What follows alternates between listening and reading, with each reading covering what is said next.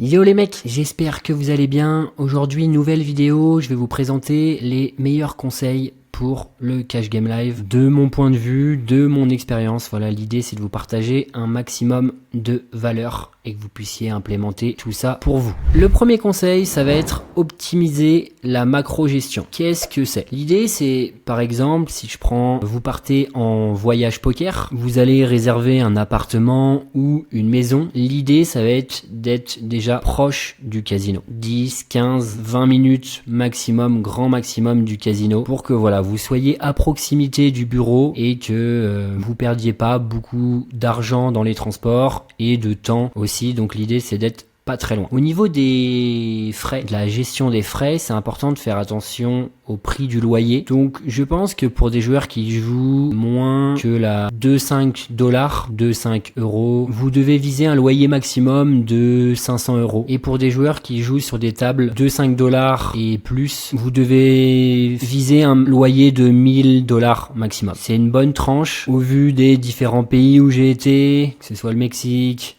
les États-Unis. Les États-Unis c'est toujours un peu plus cher, mais on peut arriver à trouver des loyers à 1 000 $ pour un mois. Ça vous paraît beaucoup, mais quand on joue à partir des tables de 5 $, c'est à peu près ce qu'on peut trouver. Ça va dépendre si on part à plusieurs et qu'on loue des maisons à 3 000 $, des appartements à 3 000 $ et qu'on est 3, ça revient à 1 000 $ chacun par exemple. En tout cas, si vous jouez des stakes plus basses, vraiment grand maximum, fixez-vous 500 $, 500 € maximum. Si vous avez moins bien, tant mieux. Et aussi petit tips, n'hésitez pas si vous réservez par Airbnb à tester votre logement et après à passer directement avec le propriétaire pour vous enlever les frais.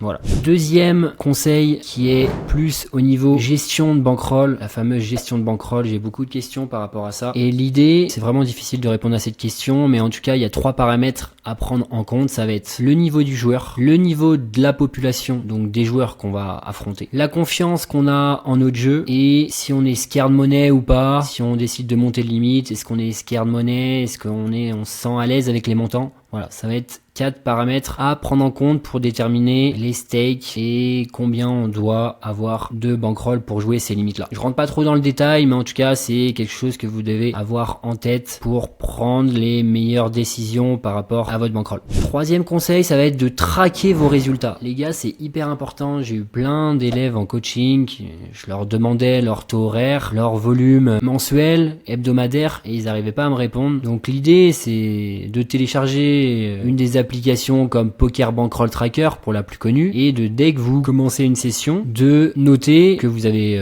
commencé votre session bien sûr et combien vous avez cavé et tout ça, ça va vous permettre de savoir votre nombre d'heures que vous jouez de manière hebdomadaire, quotidienne, mensuelle, annuelle, de savoir vos profits et vos pertes, de connaître votre taux horaire et de connaître votre BB heure. C'est vraiment les 4 choses principales qu'on veut savoir et c'est quand même très important pour faire un travail qualitatif, pour savoir notre marge de progression, le suivi de manière qualitative, de manière propre. Et voilà, même pour vous, c'est plus agréable parce que vous pouvez être satisfait du nombre d'heures que vous avez fait, suivre très très bien vos résultats et vous pouvez voir aussi votre marge de progression. Si vous avez un taux horaire ou un BB heure qui est autour de 5 BB heures ou 10 BB heures, vous voyez vous avez une marge de progression qui peut être importante ou pas en fonction de votre niveau, en fonction des tables, etc. Donc voilà, traquez bien vos résultats, c'est hyper important. L'idée de ces conseils, c'est de vous donner un cadre, faire un peu le tour de tout ce qu'on peut optimiser. Nouveau conseil, sélectionnez vos tables. Je sais que c'est pas toujours facile ou possible de sélectionner vos tables, notamment en France. Des fois, c'est pas possible. On peut pas demander à changer de place ou à changer de table. Ça va vraiment dépendre de votre casino. En tout cas, si vous avez une mauvaise table, le premier réflexe, si vous avez la possibilité, c'est de demander directement un table change. Vraiment, c'est le réflexe numéro 1. Ça fait partie du travail. Votre table, elle est pas belle. Ok. Je vais aller tester une nouvelle table. Par moment, vous pouvez même choisir votre table. Vous aurez été faire un petit tour dans le casino. Vous pouvez même choisir et demander aux floors qui vous inscrivent sur la waiting list de cette table-là. Ça, quand ça se passe comme ça, c'est parfait. Mais en tout cas, prenez le réflexe de demander directement un table change donc changez de table si votre table elle est pas belle, c'est vraiment important. Donc bien sélectionner vos tables. Positionnez-vous à la table. Donc on est dans la même idée, vous arrivez sur une table, vous avez la possibilité de choisir un site. Si vous avez la possibilité de choisir un site, essayez de vous mettre, si vous connaissez les joueurs, à la gauche du récréatif, si c'est possible. Si vous arrivez sur une table où on vous donne pas la possibilité de choisir votre siège, eh ben restez à l'affût et anticipez la future opportunité. Typiquement, vous avez un récréa qui est à votre gauche et le joueur à sa gauche décide de partir après avoir joué plusieurs heures avec lui. Le premier réflexe que vous devez avoir, c'est demander de prendre ce siège. Donc soit vous mettez un jeton, ça dépend comment ça se passe des casinos, soit vous demandez au croupier de vouloir changer de place, mais ça fait partie du job. Directement, vous devez prendre la position sur le récréatif. C'est très important, ça va vous permettre de maximiser votre V contre lui et ça fait partie du job, voilà, tout en étant souriant, hein, c'est pas un manque de respect, tout le monde fait ça, tout le monde a conscience de ça, donc prenez la position, les meilleures positions à table. Conseil suivant, concentrez-vous. C'est très très important aujourd'hui, je vois trop de gens qui ont trop de distractions, qui sont sur TikTok, Instagram, qui sont sur YouTube. Les gars, il faut que vous soyez concentrés, il faut que vous soyez dans le moment présent, il faut observer, il faut être patient, il faut être discipliné, mais il faut être là. Il faut être concentré parce que vous allez louper énormément d'infos, à avoir des distractions, à avoir de la dopamine. Et on est extrêmement sollicité de nos jours. Et souvent on me dit oui, le live c'est long. Mais déjà concentrez-vous. C'est la première des choses. Vous êtes là pour prendre du plaisir, pour travailler, pour faire les choses de manière sérieuse. Vous êtes là pour aussi gagner de l'argent, je suppose, optimiser vos performances. Et c'est vraiment une performance d'être assis, d'être concentré pendant plusieurs heures. Donc mettez tous les ingrédients de votre côté pour être concentré un maximum et pas être concentré 2 minutes, se déconcentrer, se reconcentrer parce que ça fonctionne pas et vous allez perdre un peu la dynamique, vous allez pas comprendre ce qui se passe vraiment à votre table, alors que si vous êtes vraiment focus, les notifications elles sont désactivées ou vous êtes en mode avion ou au moins vous êtes très très lucide sur le fait d'être dans le moment présent, et ben ça va faire la différence. Donc concentrez-vous. Conseil suivant, scannez votre table. Qu'est-ce que ça veut dire scanner votre table? Vous êtes arrivé à la table, vous êtes concentré, vous commencez à vous concentrer, vous êtes bien positionné. L'idée ça va être, en fonction de si vous connaissez les joueurs ou non, de faire un premier état des lieux et de commencer à noter tous les stacks de vos adversaires, les profils de vos adversaires si vous les connaissez. Donc est-ce que c'est un degen, est-ce que c'est un gambler, est-ce que c'est une calling station, et de commencer à remplir et à noter son VPIP et son PFR. Le VPIP c'est quand on met de l'argent dans un pot et le PFR c'est le pré-flop raise, c'est quand on relance. Je pense que vous savez ça. Et l'idée c'est dès que vous arrivez à la table, au bout de quelques mains, au bout de quelques tours, c'est d'avoir déjà quelque chose qui ressemble à ça, où vous avez déjà une meilleure vision de ce qu'est votre table. Donc déjà, même si vous n'avez pas d'infos sur les joueurs, vous pouvez déjà noter tous les stacks et après commencer à remplir le VPIP. Si vous connaissez déjà des joueurs, vous connaissez déjà potentiellement le VPIP et le PFR estimé et leur profil. Donc là, on a un profil curieux, on a un profil investisseur, on a un profil attentiste, profil degen, profil gambler, profil stratège. Voilà, tout ça, c'est des profils que je vois avec mes élèves où il y a des profils certainement que vous connaissez et d'autres que j'ai créés. On est rentré pas mal dans le détail pour essayer de profiler au mieux la population. Donc voilà, dès que vous arrivez à table, l'idée c'est vraiment de scanner votre table et de rentrer toutes les informations pour que votre table soit préparée à noter une main que vous allez jouer. Et donc c'est la prochaine étape, ça va être la prise de notes.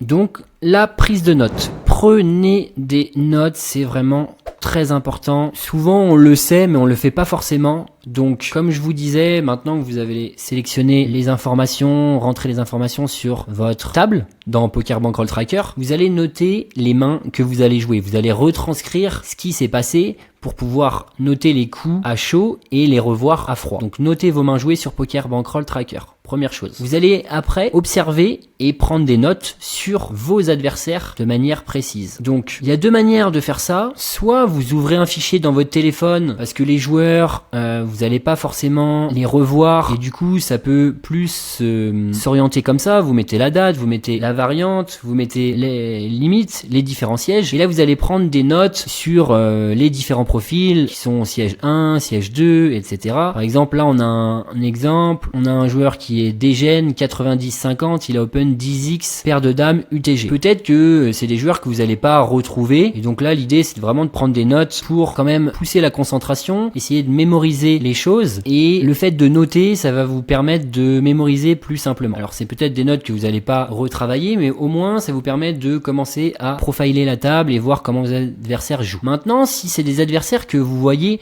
tout le temps, vous pouvez créer des fiches, des notes sur les joueurs. Là par exemple on a El Chapo, c'est un DGN 90-50, donc ça c'est sur Poker Bankroll Tracker, vous avez une option pour créer une fiche sur le joueur, et on voit que il a limp call 10 BB au hijack avec 9 et 8 off, contre un ISO du bouton, et que sur un flop 10 8 2, il a check raise all in 100 BB vs 1 tiers pot. Voilà, c'est une prise de note qui est claire, qui est courte, qui est précise, qui est pertinente, et ça nous permet de garder des infos sur les joueurs qu'on va revoir. Vous pouvez faire la même chose si vous voulez créer des notes sur votre téléphone avec une page en particulier sur un profil, hein. C'est à vous de voir votre fonctionnement. En tout cas, si vous revoyez pas les joueurs et que vous voulez prendre des notes assez rapides, je vous conseille de faire ça. Ça peut être intéressant, et ça vous permet de visualiser, mémoriser assez bien ce qui se passe à table. Ok, là-dessus. Et du coup, l'autre étape sur la prise de notes, ça va être les informations que vous avez notées justement sur les joueurs que vous allez revoir, typiquement sur El Chapo, qui est un dégène. Vous allez pouvoir les retravailler chez vous, ces notes-là, pour essayer de détecter des choses qui reviennent très souvent chez vos adversaires, et ces notes-là, vous allez les travailler à froid en faisant un leak finding. Donc je vais pas rentrer dans le détail de ce que c'est, mais vous pouvez me poser des questions soit sur Discord, soit en commentaire pour savoir si vous voulez que je fasse une vidéo là-dessus. Mais l'idée, c'est de trouver, d'analyser à froid les joueurs et de trouver des exploitations, des exploits, des adaptations sur ces joueurs-là, parce que vous allez les voir souvent et que vous commencez à avoir beaucoup de notes sur eux. Et donc là, vous commencez vraiment à dégager de l'edge quand vous prenez des notes aussi précises et que vous les retravaillez. Donc ça, c'est un conseil qui est important.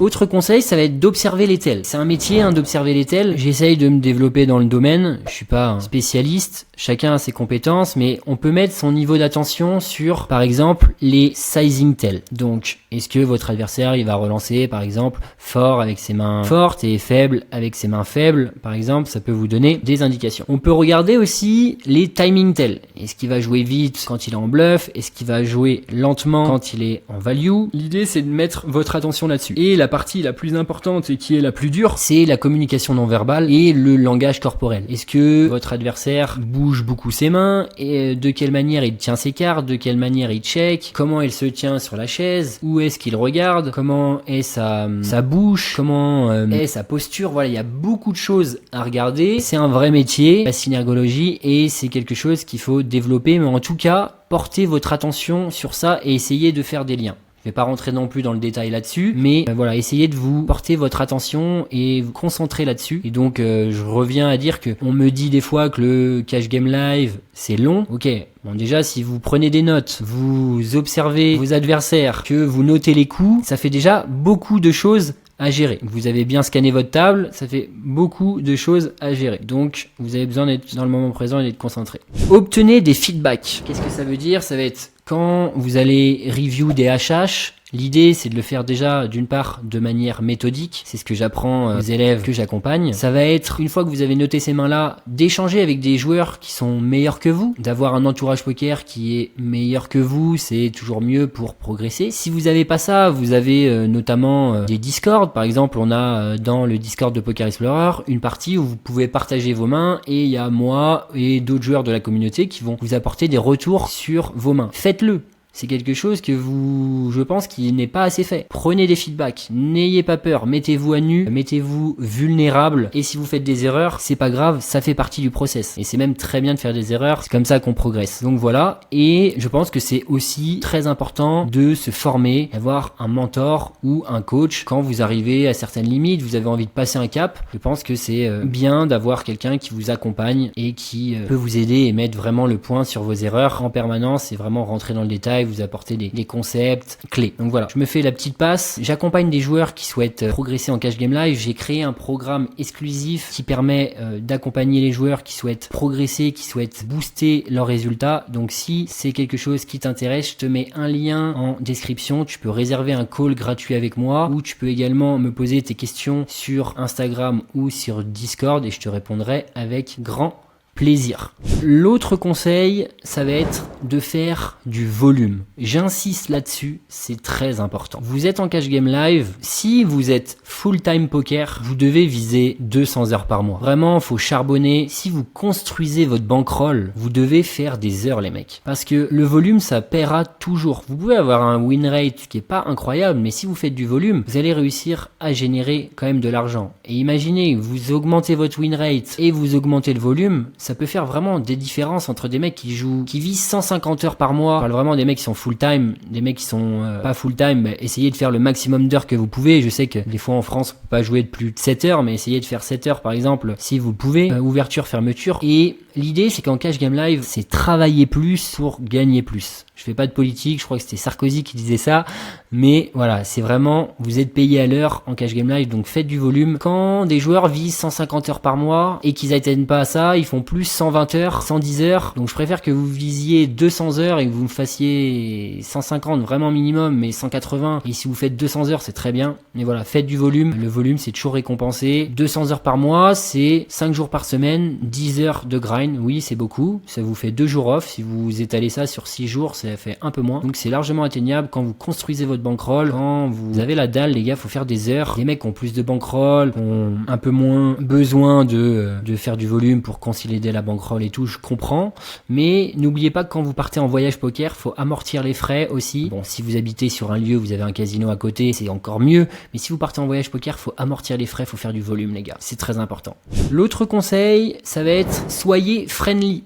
Ça veut dire quoi les gars? Soyez friendly, j'en ai déjà parlé lors de podcasts et c'est vraiment un conseil qui est super. L'idée c'est d'être cool les gars. Vous venez là pour prendre de l'argent, vous êtes des compétiteurs, en tout cas j'espère pour vous. Moi personnellement je suis un compétiteur, j'aime gagner, je suis pas là pour participer, l'esprit Coubertin ça me parle pas, mais ça n'empêche pas qu'on peut être agréable et être dans la compétition et être déterminé. Donc je vous le dis pour vous, parce que j'ai pas toujours été comme ça, dans le sens où je suis un compétiteur et c'est vrai que moi j'aime pas perdre et des fois peut-être que ça peut se voir sur mon visage. Mais l'idée c'est quand même de rester agréable avec tout le monde. Les croupiers, les floors, les joueurs, c'est vos collègues, c'est les gens que vous allez fréquenter tout le temps, tous les jours. Donc soyez agréable, que vous perdez ou que vous gagnez, contrôlez vos émotions, restez respectueux. Bonjour, au revoir, nice hand, bien joué, buena mano en espagnol, bonne main, voilà. Essayez d'être agréable sans être hypocrite, juste essayez d'être respectueux. Si vous vous sentez pas bien, allez faire un tour, allez faire une petite marche, mais voilà, restez agréable. Ça vous desservira de pas être agréable avec les gens overall. Si à un moment donné, il y a un floor, vous voulez lui demander un service, si vous êtes agréable avec les gens, ça se passera bien. J'ai eu plein de situations où c'est vrai que quand vous gagnez de l'argent contre des joueurs, il peut y avoir de la frustration. Essayez d'être super cool avec les gens, de leur parler, de découvrir, de sociabiliser. C'est vrai que le cash game live, c'est aussi ça, ça permet aussi ça.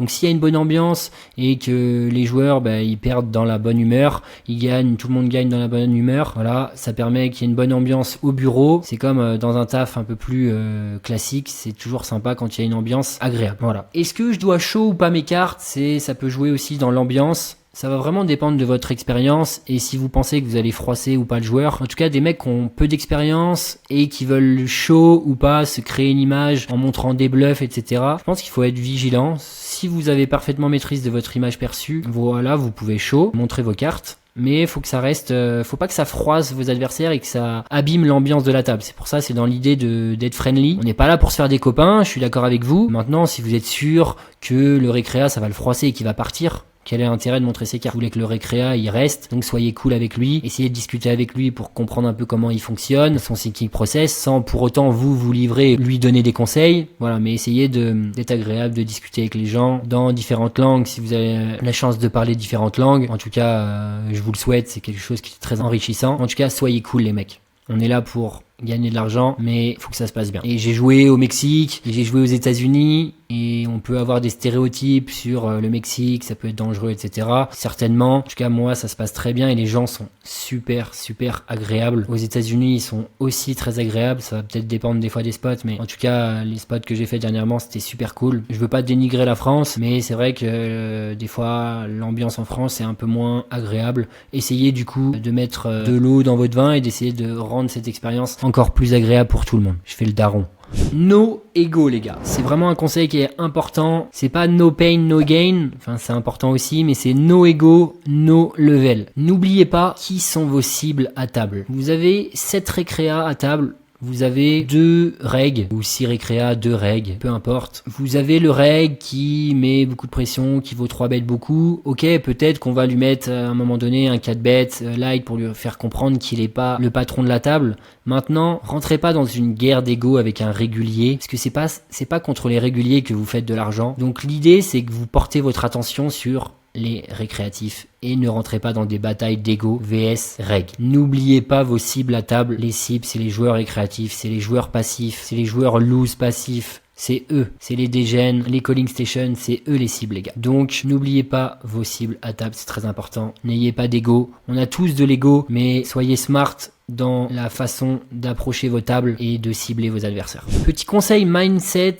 le mot à la mode. Est-ce que on doit faire un warm-up avant d'aller jouer une session de 5, 6, 10 heures, 12 heures au casino? Je pense que c'est une bonne chose, c'est quelque chose que je fais. Ça peut être très court, ça peut se présenter de différentes manières. La respiration Wim Hof, des exercices de respiration, j'en avais parlé dans une vidéo précédente, c'est quelque chose que je fais. Ça peut se présenter sur des exercices de cohérence cardiaque, c'est aussi des exercices de respiration. Ça peut être de la visualisation, ça peut être de la méditation. Moi personnellement la méditation ça me parle pas, les exercices de respiration me parlent beaucoup plus. Donc voilà, je pense que se préparer à être performant, ça se prépare, et d'avoir un warm-up, je pense que c'est une bonne chose. Encore une fois, écoutez-vous, je suis pas là pour faire le gourou, je vous partage mon expérience, vous prenez ce que vous avez à apprendre et vous testez sur vous-même. Autre chose, prenez des pauses les gars. Vous allez jouer 8-10 heures au casino parce qu'on fait du volume, comme je vous ai conseillé. Prenez des pauses, allez prendre l'air. Si vous avez la chance d'être avec des amis, vous allez débriefer vos coups avec vos amis dehors, vous allez marcher un peu, essayer de débriefer les coups, parler des profils. Voilà, prenez des pauses de 5, 10, 15 minutes, ça vous fera du bien. Prenez des pauses quand vous perdez, mais prenez des pauses aussi quand vous gagnez. Typiquement, vous commencez à faire beaucoup d'heures, vous commencez à accumuler de la fatigue. Quand vous êtes sur un mois de poker full time ou un deuxième mois de poker à fond, des fois vous perdez, vous avez beaucoup de fatigue, vous perdez en lucidité, et c'est aussi bien de faire un petit break après un gros coup gagné par exemple. Vous mettez vos jetons, vous rangez vos jetons et vous allez prendre l'air. Pas que quand vous perdez. C'est aussi important de faire des petits breaks quand vous venez de gagner un gros coup pour respirer, c'est cool, faire état de la situation, reprendre la concentration, la lucidité. On peut être un peu des fois submergé par nos émotions, donc voilà, prenez des pauses. Quand ça va pas les gars, au niveau mental, au niveau mindset, pensez long terme et pensez processus. Il faut voir les choses à long terme. À court terme, ça peut se passer pas très bien, moyennement bien, vous enchaînez les mauvaises sessions. Prenez du recul les gars. Pensez processus long terme. Comment ça va évoluer dans un mois si vous continuez à faire les efforts, faire le volume, travailler votre jeu. Dans 2 mois, dans 3 mois, ça va aller dans le bon sens les gars. Donc pensez long terme. Dernier conseil, c'est au niveau hygiène de vie. C'est un petit peu général, mais l'idée c'est quand même de manger correctement quand vous allez au casino, parce que ça peut jouer sur votre concentration si vous mangez trop lourd, etc. C'est toujours très important de manger sainement, dans tous les cas, même pour votre santé. Donc je pense qu'il faut porter votre attention là-dessus. Vous n'allez pas être parfait, mais voilà, si vous pouvez optimiser ces choses-là et d'être encore plus performant et d'être encore plus concentré dans la partie, ça peut être des points que vous pouvez améliorer. Pareil avec l'activité sportive, je pense que c'est très important. Votre cerveau a besoin de s'oxygéner, de respirer, de transpirer. Votre corps a besoin de transpirer. Donc ça peut être sous différentes formes, pas forcément très longues. Par exemple, vous pouvez vous entraîner 3 fois par semaine, 4 fois par semaine, maximum 1 heure. Ça peut être des exercices de 20 minutes, de 30 minutes, des séances de 30 minutes, 20 minutes. Ça peut être de la marche, différentes choses, mais le fait d'avoir une activité sportive, au moins une activité physique, se mettre en mouvement, essayer de couper un peu quand vous êtes en mode charbon au casino, d'avoir une routine sportive, ça peut vraiment vous aider, je pense, pour tenir sur le long terme. Ça sera bon pour votre corps, bon pour votre tête, un esprit sain dans un corps sain. Vous pouvez vous aider par exemple avec des bains froids ou des douches froides avant d'aller au casino, ou quand vous vous levez le matin. Ça peut vous paraître bullshit, etc. C'est très à la mode de parler de ça. Essayez. Ça vous convient, ça vous convient pas, essayez. Ça peut être 1 minute de douche froide après à la fin de votre douche chaude pour commencer. Mais voilà, je pense que c'est des choses qui aident au bien-être. Donc c'est quelque chose qui me tient à cœur de parler de sport, de nutrition, de biohacking entre guillemets. Donc voilà, je pense que c'est des choses que vous pouvez utiliser. Ça peut être bénéfique pour votre corps. N'hésitez pas aussi à prendre des compléments alimentaires. Qu'est-ce que j'entends par complément alimentaire? Par exemple, votre cerveau, il est un peu surmené. Vous avez une pression nerveuse qui arrive parce que vous prenez beaucoup de décisions. Et ben, un exemple, le magnésium par exemple, biciclinate, je pense pas dire de bêtises, en tout cas le magnésium, c'est bon pour ça. Voilà, ça peut vous aider quand vous êtes trop sollicité nerveusement à aider votre cerveau par rapport à ça. Il y a aussi d'autres choses qui sont de plus en plus à la mode que je vais tester et je vous ferai des retours. C'est les champignons, pas hallucinogènes bien sûr, adaptogènes je crois, qui peuvent aider votre énergie, votre focus, votre concentration à table. Donc voilà, c'est des petits tips, c'est des petits conseils, mais en fait vous êtes dans la performance, vous êtes certes assis, mais on peut se considérer, si on respecte tous ces conseils, comme des sportifs de haut niveau. On charbonne, on est au bureau, donc s'il y a des choses qui peuvent vous aider, je sais pas, prendre du maté, prendre des cafés avec modération je pense, mais voilà, si vous arrivez à trouver un équilibre qui vous permet d'être plus performant et de vous aider à tenir sur le long terme, eh ben allez-y les gars. Franchement, allez-y. Voilà les gars, je pense avoir fait le tour sur tous ces conseils. J'espère que ça vous aura plu. N'hésitez pas à me dire ce que vous en avez pensé en commentaire. Vous pouvez toujours rejoindre le Discord où vous pouvez vous renseigner sur les différents casinos, les différentes parties privées s'il y en a, les feedbacks sur vos mains si vous en avez besoin. Et si vous avez des questions, je suis à votre disposition. N'oubliez pas de vous abonner à la chaîne, c'est très important. Ça permet de me motiver encore plus et de continuer à faire ce genre de vidéos pour vous apporter de la valeur. Et si vous avez besoin de quoi que ce soit, que vous avez des questions à me poser, n'hésitez pas à réserver un call gratuit avec moi, que ce soit pour du coaching, de l'accompagnement ou simplement pour avoir des questions sur votre carrière. Je me ferai un plaisir de répondre à vos questions. C'est toujours un plaisir d'échanger, de vous apporter de la valeur, de vous connaître, de vous apporter mon expérience, en tout cas à mon niveau. Donc voilà les gars, j'espère que ça vous a plu. Je vous donne rendez-vous très vite dans un nouveau pays. Très rapidement, je vais aller grind, ça sera le retour des vlogs dans un nouveau pays, donc ça va être très cool. Donc je vous dis à très vite pour la suite des aventures. Ciao!